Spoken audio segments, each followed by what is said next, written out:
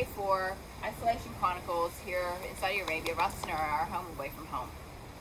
So, we were talking about what topics to bring up today, and we were talking about how our lives are changing here on camp. Reality is really starting to set in, not just for us, but a lot of people all around the world. And how are we coping with this day to day, sometimes now hour to hour news that we're reading and stuff like that that's happening within our homes? The restrictions are getting widening. Basically, we're getting having less and less movement. Countries are shutting their borders. Government offices are closing their doors. They want to, work from home. Shopping malls, stores are closing. How are we, and that's going to affect us. Right. Maybe not physically. Well, yeah, Some, right, yes, the ripple effect is physically because it affects our mind first, and then it will affect our bodies. So, what are you doing to adapt to this? How are you changing your routine at home and making sure that you can keep going? Right. And you know what? One thing that we're doing at home. Well, one thing I want to applaud my kids, and a lot of kids, even some of the older kids that are in college and stuff, they're adapting very well. They're used to the online technology and stuff, whereas I may not be so good at using computers and doing online stuff. Yes, we have our online business, which thank goodness we're doing. But I applaud the kids that are getting up and going straight on, and the teachers that have been able to put this kind of stuff in place. They're adapting real fast. Once in a parent's life, your children are actually online with a good purpose. Absolutely. So that's the thing, right? Yeah. Is it affecting our lives on a different level? Yeah, the Yes. kids are home all the time, so you're getting that emotional and social interaction that you're not used to on a regular day basis, as well as if your husband or wife, spouse is working from home now. It's like reconnect. Hey, reconnect. The issue, I think, is that it changes as women, housewives and mothers, it changes our schedule, and we have our schedule set up. How are we going to be able to adapt to this and make the best out of it? Right. What do you do? Right. And again, I think, and I was telling this flat out honest with my own personal family, it's about putting things in place. We might have different rules that we're going to follow, or different ways of helping each other out in the house. And again, maybe just a little back home, back to the basics, reconnecting. Well, yeah.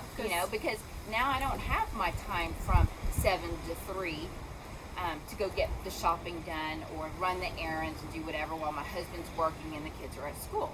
Now we're all 4 here at home together, 24/7. Yeah. That puts a stress level. It increases the stress level on you as a person. It increases the stress level on each family member. And when your stress level increases, that sets your hormone balance off. Right. Okay. Not only that, immediate close encounter stress. We're worried about what's going on in the world. We're worried about our families and our loved ones all around, the world, and not being able to reach them, or whatever it may be. I know Norma has her daughter in Texas, and we react differently to this. I have both my kids in the States as well. However, we have, not that we don't worry, but we worry in different ways. Right. And it creates anxiety. Right.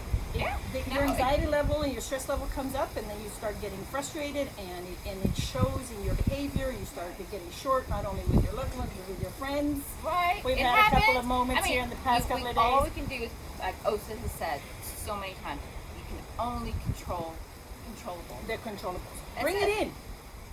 There's nothing wrong with being upset. There's nothing wrong with being afraid, because, in my opinion, we don't know what's going to happen, and that's what's making everybody afraid. But once you step back and control what you have in front of you, and utilize tools that you may have in front of you, you're going to be okay. You're going to rein it in a little bit. All I can do is reach out to my family, And I will say, thank God, we do live in a time where technology is Exactly. so good that I can make a phone call, a FaceTime call within seconds to reach my family and loved ones all over the world.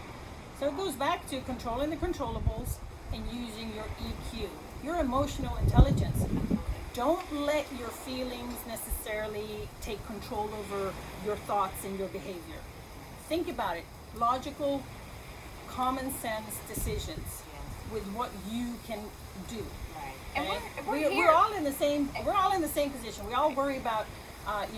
My mother is ill and she's struggling with her illness on a daily basis. The coronavirus is right on her doorstep right now, and that is. But there's nothing I can do. I can't travel to see her. I can't support her in any other way than maybe chatting with her every day and making sure that she's got a positive attitude.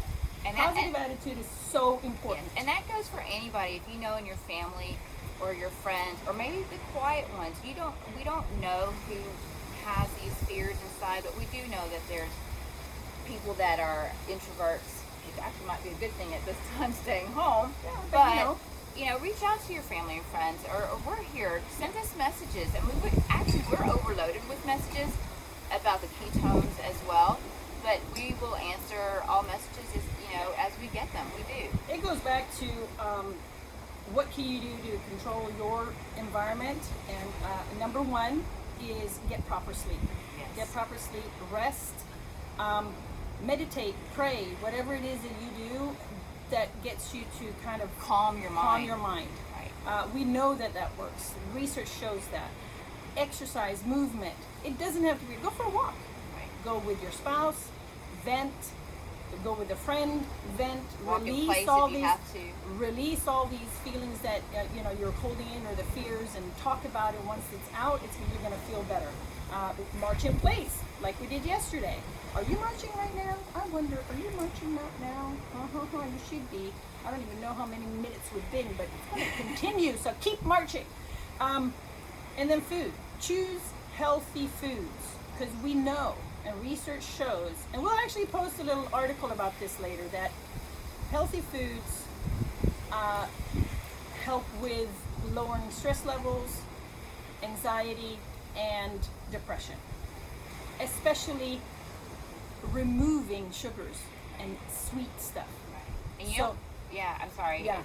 What's amazing to me is when not just here, but I've seen pictures of my family at home and told me they go to the supermarkets, the canned foods, the dry goods are all off the shelves, but all the fresh food is still left. Yeah. You know what? I would, in my opinion, again, buy the fresh oranges, apples, and bananas. Eat that first and save your dry goods for later.